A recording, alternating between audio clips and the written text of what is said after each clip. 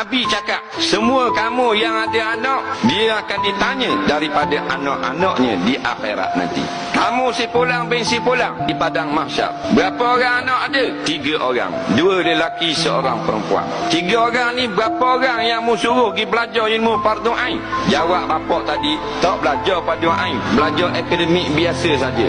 Diheret bapak tu, disumbang di dalam api neraka. Nak masuk neraka kita dengan sebab jahil anak bini kita? Jangan. Kalau ayah jahil, anak tidak diazab dengan sebab anak tidak bertanggungjawab di atas kejahilan ayah. Kalau kita jadi ayah, kita akan diazab dan dikira dosa bila anak kita jahil hukum agama. Tak ada orang akan diazab dalam neraka dengan sebab anaknya tak lulus matematik. Tak ada orang akan diazab di akhirat nanti jika anaknya jahil ilmu sains. Tidak ada suami atau seorang ayah kena berhumbang dalam api neraka dengan sebab anak dia tak faham bahasa Malaysia. Tapi seorang ayah akan dibakar di dalam api neraka dengan sebab anak dia tak tahu akidah. Dia akan diazab dengan sebab anak dia tak pandai semayang. Ni jaga.